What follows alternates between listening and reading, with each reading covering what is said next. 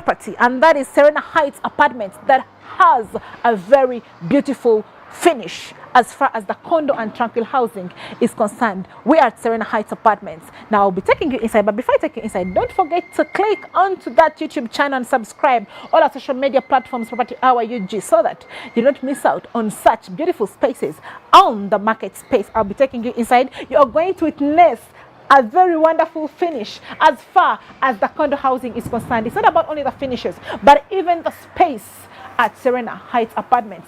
Come with me.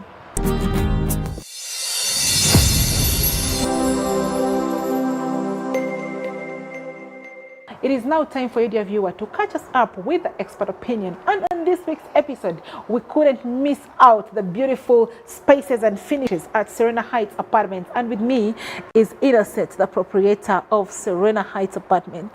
Thank you so much, Viola. How have you been, Innocent? I've been fine. How have you been? How is that going after lockdown with all the mess in the housing sector? How are you catching up? So far, so good. We are pushing on well. Is construction going on, or we have closed down? We're okay. We've never stopped. Really? Even in lockdown? We worked all throughout. Oh, but you guys, by the way, you could continue with construction. Yes, yes. Okay, so Innocent, recently we had a very beautiful tour of one of your lovely projects. That is another project that we took up. You know, we were amazed by all the spaces. And the same thing is happening right here at Serena Heights Apartments. I just want to know one thing. What would a viewer expect from a condo, especially in terms of space and finishes? Because most people in the market space, they think that I should be like a single person just going to buy a one-bedroom apartment. I want to know, how is that Serena Heights? Or how is it in your company? What space are you providing? What square meters and the kind of finishes that you're giving to Ugandans? You see, at Serena Heights Apartment, whatever apartment you buy, space is our priority. It's the first thing we look at. Our smallest apartment, which is a studio apartment, is about 60 square meters. Wow. Very huge. The two-bedroom apartment is about 150 square meters. No, Innocent. That is usually a three-bedroom apartment. Yes. Our three-bedroom apartment, in fact, on the new projects, they're 202 square meters. So what we try to promote is that a family should feel very comfortable. If I don't feel comfortable myself, then I would not let my clients stay in the same environment. I look at myself as a measure before I sell the apartments to people. How would I be if I was staying in the same apartment? What would I consider? You know, I live with my clients. We live here. Wow. We work from here. Wow. So you also want to be in an environment that you feel works for you. It's not a matter of just the commercialization bit only, but you want to give something beyond that. In fact, in real development, if you're so much looking at money, you're likely to fail. You're likely to give a raw product to your clients. Look at the quality of work, look at the spaces, then money comes later, and it will come after you. So concentrate more on making the lives of your clients. Yeah? I get it. Once the clients are okay with it, then you're okay. The sky is the limit. And considering the fact that looking at a family unit which could accommodate about 5 heads, for example, I mean, we can even beat people in this house. Yes, you're actually providing more than what is expected on the market space. Now, very many times we have had songs as far as affordability is concerned. Now, considering your projects at Serena Heights Apartments, how would you relate the kind of projects, especially considering their finishes? I'm so particular with finishes because of the kind of finishes that you have given unto us. So, considering the kind of finishes and considering the kind of spaces, how would you relate this to the question of affordability on the market space? The word affordability is very subjective. And in most cases, I think people have used it wrongly. In Uganda, the cost of materials is almost the same. Cement, same price. Steel, same price. Sand, same price. So when a person comes up and mentions the word affordability, either that person is getting different materials, or he's offering a smaller housing unit. If you look at the cost of construction, it's almost the same. you are looking at about $500 per square meter. At Serena Heights Apartments, what we do, we minimize our margins. Let the construction come up at the same price as could be done by Rocco or these other good companies, but let us get a smaller margin, but offer a good product. Wow. So in terms of affordability, in fact, I think we are the most affordable developers so far. So in other words, what you're trying to say is that affordability is not necessarily tagged price. No, no. I cannot offer you an apartment that is 30 square meters at 100 million, and then I promote my company or my product as affordable. I cannot do that. No. Yes. Because I'm offering you something that is not enough for you and your family. That's why I always have issues when I hear people saying affordable, affordable, in terms of what? That's why I called it a song. Yes, it does make sense.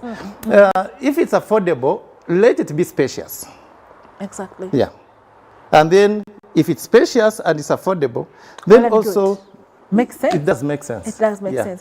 That means affordability comes in terms of space as well, the values, not necessarily me having UGX 100 million. And because I've used the 100 million to get an apartment, I'm like, okay, fine. Yet my spacious apartment at Serena Heights is 200 million plus. And then I'm missing out on these other beautiful functions of an apartment. Yes. Now, Madam Viola, one thing you have to understand, I think even when you walk through the other projects, is that we are trying to look at a family that starts from Serena Heights apartment, grows inside Serena Heights apartment, retires inside Serena Heights apartment. I mean, Innocent, on that point. Yes. I have had very many people, the elderly, come to me and they're asking, I want to leave my big house.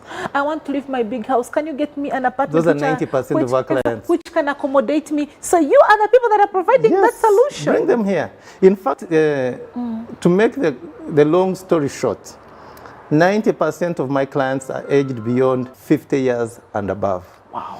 When we receive a client that is below 50 years, we start getting worried about whether they will be able to pay, whether they will be able to live the lifestyle that we want to live, because you don't want to go in a place where noise is at the top of the roof, people are playing music, cars are banging music. No, we don't accept it here. I call them decluttering housing projects. Yes, we don't allow them here. In fact, if you walk around outside here, you'll see a lot of signposts. Please, you must come down. Wow. This is an environment for the elderly. I haven't had anyone talk ever since I reached here. You won't hear them. I'm wondering whether people here. You won't hear them. You won't so hear them. I'm wondering whether it. You will not hear any hooting. Yet the cars this is the people. only environment, and no wonder they live here as well.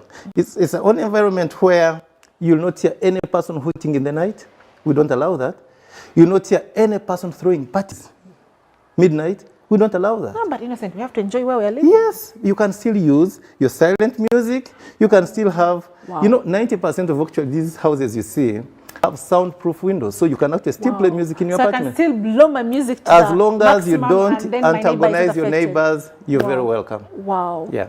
Wow, interesting. Now, Innocent, that takes me to the concerns at hand, especially as far as the real estate market in Uganda is concerned. You know, after lockdown, I thought that the population was going to reduce and maybe the housing deficit wouldn't be a question. But shockingly, it's the other way around because we have had to shoot 250,000 from the 200,000. And then we have had a population strike up to 47 million Ugandans plus. Yes. So how are you as a housing developer trying to fill this gap of housing in Uganda? No, the housing gap in Uganda is here to stay. Unfortunately, it's going to be here for so long because houses are not things that you can put up in a week or in a month. It's not growing tomatoes. Yes, it takes time. But also, it's a sector that has been somehow ignored. It's a sector? Yeah, it's also a sector that possibly needs some interventions. What kind of interventions? For instance, I think Advopa should be able to get some incentives from government in terms of reduced taxes on construction materials. Facilities should be offered where I'm putting my project. I shouldn't be the one putting up transformers, you know. I had to buy a transformer for this project. So you had to get a transformer specifically for this project? For this project. The government should have provided that. Yes, they should have done that. I had to get meters. I had to get Yaka meters whose price went up from 50,000 to 900,000 each. To get water meters is an issue. So even when you have, by the way, you might take a whole year waiting for water meters to be provided on a project. So as long as we are still having those issues, I'm afraid the housing deficit is going to continue. It's going to continue, and you can only do much. I think, Innocent, you just enlightened on something which a dear viewer or an authority out there I would love them to hear from us tonight. Why? You just mentioned that it's not only about the number of housing developers, for example. It's not only about the capital. We know real estate is capital intensive, but it might not necessarily be about the capital. But we have a lot of loopholes in the service delivery, especially from the government side. Because you're looking at national water, for example. I have personally witnessed whereby you have a project that is going to take about a year waiting for water meters. You just mentioned it as well. You have such a development where you have to get from your own pocket and have a transformer in the place so as to have enough power supply. So I think to the authorities out there that could be listening or that could be viewing us tonight, kindly, it is high time that we intervene in the real estate market and have tax holidays like Innocent is requesting and have enough supply as far as the services are concerned. Innocent, also, it's a beautiful thing to look at all these amazing, lovely condo modern finishes at Serena Heights. However, where to? Are we stopping at this? What vision do you have for Uganda? Well, I do this because I have a passion for it. I don't know where God will take me, but if I am still here, I might do maybe quite a few more projects. And like I told you, I can only do much as a human being. Sometimes we need other players to come on board. What you offer is as far as you can offer. We are looking at the next project around here, and our area of concentration is around Chigo, so we shall not leave Chigo. So we are here to stay. The vision is at least maybe by the time I clock 50 or 60, I have also made some considerable contribution in terms of housing. You ain't 50 years yet, and you're doing these amazing young things. Boy. I am. And you're doing all these amazing things. I have a lot to do. Encouraging and inspiring. I have a lot to do. To be honest with you, I never look at what I've done as an achievement. I still see I have a lot of work to do. People come and say, wow, who is behind this project? And I tell them it's me, and they are shocked. I said, what do you mean? They are no? I said, no, it's me. But I'm not looking at what I've done because I still have a lot to do. Wow. There's still a lot to do. I can imagine. Apart from the kind of vision that you have, what could have inspired you to start this kind of thing? Do you have a real estate background? Are you an engineer by profession? How did you engage yourself in such kind of beautiful project? I started real estate, but even before I got involved in real estate, I was partly into construction. That's why when you visit my project, you'll never find any issues. Issues with bad workmanship, no. Issues with crooked beams and columns, no. Those we don't entertain them here.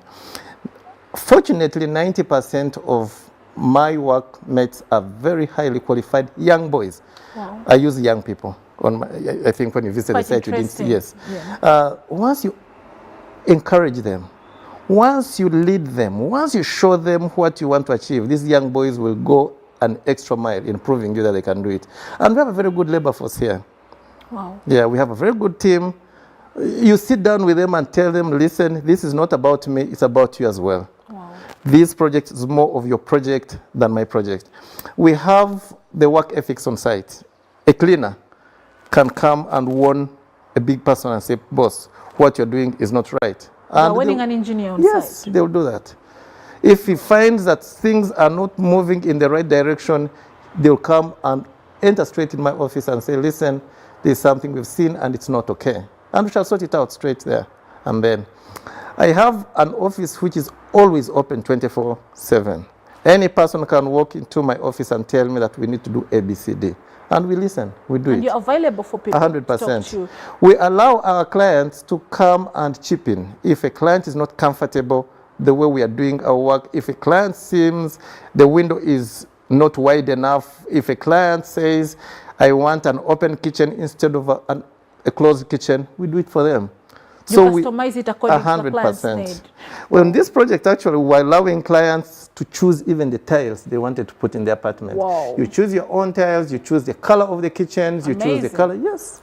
So that means I customize the entire 100%. We just try to avoid this issue of a person entering an apartment and it's a replica of the other apartment. I mean, you have to break the monotony. Innocent, you should have taken extra time and energy on such a kind of project. Now, before you could inspire someone out there who'd love to be a developer, who'd love to acquire an apartment from you, I've learned something from you and I would love a viewer to get it. Now, Innocent, before you could encourage a viewer tonight as we end our expert opinion and you encourage someone who could love to, you know, be interested in the real estate market and do something amazing like you're doing or acquire an apartment from you, I've at least been encouraged tonight personally that at least we are going to have these massive projects and we don't expect them to collapse anytime sooner because of the kind of, you know, rules and instructions and you know, that you're putting on your projects as well. I can be sure that at least we are getting closer to filling up the housing deficit gap in Uganda now. Innocent, kindly, a word to our viewer tonight. Yes, I want our viewers to know that the real estate market in Uganda is still there. And I want these viewers also to know that before you make a decision to buy any property, walk around. Look at what other people are doing. Come to us and let us guide you. For us at Serena Heights Apartments, we just don't sell apartments for the sake of selling. No, we create a relationship. We show you the different kinds of available opportunities for you. We even sit down with people and advise them that given this kind of salary you have, don't go for the 3-bedroom. You're going to struggle paying for it. Come for the studio. Because by the time we finish the project, the studio will have even appreciated in terms of price. Wow. So you come to us, we guide you, we take you around, and then you see what we are doing. Viewers, if you want to come and join real estate, you're welcome. I always give people open advice. Anytime you want any advice, you come to me. If I wanted to develop such a, I would come to you and you guide me? You come, I'll tell you how to do it. Amazing. Yes. And if you involve me in, then I'll also not tolerate certain things. I will make sure that you come up with a very fine product. So I should come to you when I'm ready for standard, not just any other project. Not just for playing games. Wow, interesting. Innocent, thank you so much. And thank you for being passionate about real estate and as well for honoring our invite tonight to be on the Expert Opinion. Dear viewer, that was our Expert Opinion tonight.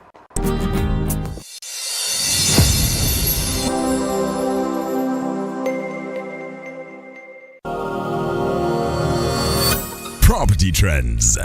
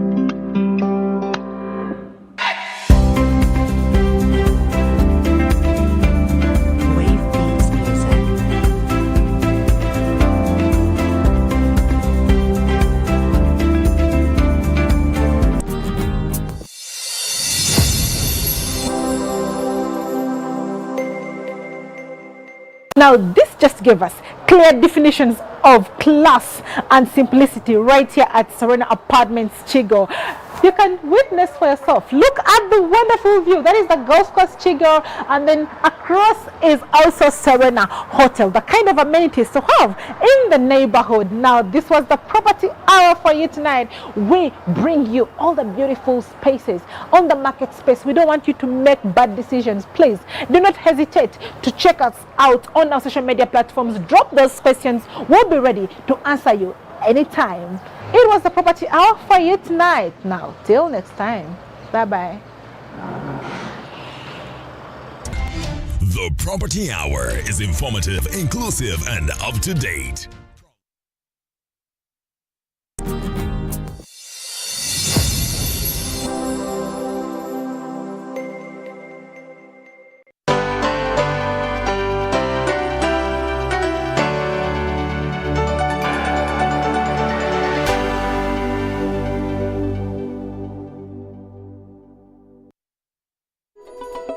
Come and watch. Come and gather. Come and feel peace through messages of Jesus Christ. Come and see what is possible because of Him.